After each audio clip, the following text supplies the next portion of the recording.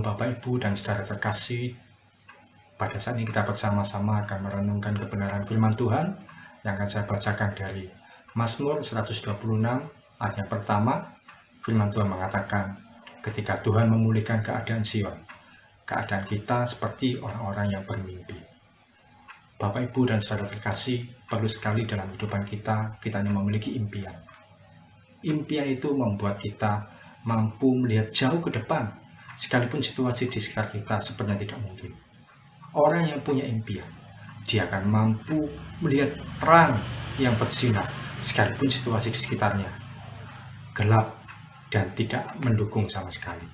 Orang yang punya impian, dia mampu berjalan tegak, dia mampu melangkah, sekalipun yang di depannya adalah jalan yang berliku, penuh rumput dan semak belukar, dan juga penuh dengan duri-duri tajam, bebatuan di depannya.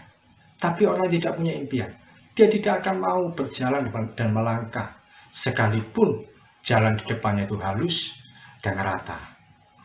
Orang yang punya impian, saya mau katakan, adalah orang yang punya iman. Mengapa demikian? Perhatikan kata impian.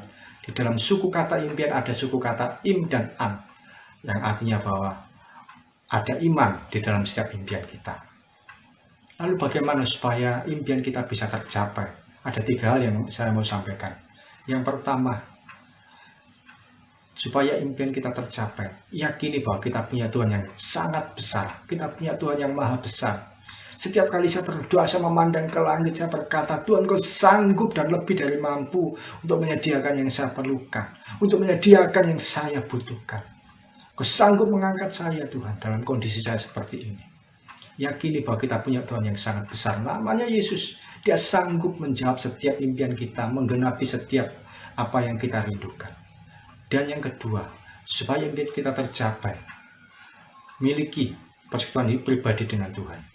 Kita hidupi impian itu dengan cara apa? Kita punya hubungan yang erat dengan Tuhan. Bangun setiap pagi dan jalani kehidupan doa Anda dengan luar biasa. Orang yang punya impian, dia yakin dia banyak bisa menemui Tuhan melalui doa. Karena itu dia tidak akan meninggalkan jam-jam doanya. Datangi Tuhan setiap pagi. Bangun iman Anda. Bangun persekutuan pribadi Anda dengan Tuhan. Maka di situ adalah kesempatan untuk kita memperbesar impian kita, memperbesar kapasitas kita untuk kita meraih impian kita, supaya yang terbaik itu tergenapi dalam kehidupan kita. Dan yang ketiga, bagaimana supaya impian itu tercapai? Mohon maaf sekali saya mau sampaikan, jangan dengarkan perkataan orang-orang di sekitar kita yang membuat kita sakit hati, yang melemahkan iman kita, yang membuat harapan kita jadi rontok. Jangan dengarkan perkataan-perkataan mereka, siapapun itu. Karena ketika kita mendengarkannya dan iman kita jatuh, kita sakit hati dan terluka, maka impian itu tidak akan pernah tercapai. Pegang baik-baik, ingat sekali lagi, bahwa orang yang punya impian adalah orang yang punya iman.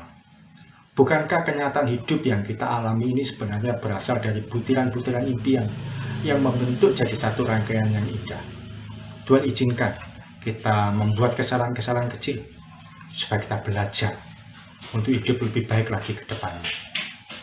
Namun, bagaimanapun juga kesalahan kecil itu tidak akan pernah merusak rencana besarnya Tuhan dalam hidup kita secara keseluruhan. Jangan pernah takut untuk bermimpi, dan bersiaplah meraih kenyataan hidup yang istimewa tergenapi dalam kehidupan kita. Mari kita bangun impian kita dalam doa kita. Buka kedua tangan Bapak Ibu Saudara. Di dalam nama Yesus tergenapi setiap impian-impian yang pernah diterima, yang pernah ada pada setiap anak-anak Tuhan yang menyaksikan tayangan ini.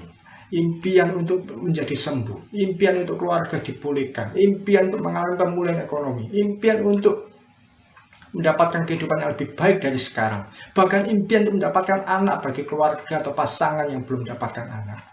Di dalam nama Tuhan Yesus, maka segala hal yang saat ini menjadi impian di benak, di hati, di kerinduan anak-anak Tuhan yang menyaksikan tayangan ini, digenapi dengan sempurna, tanpa penundaan dan tanpa pengurangan sedikit pun.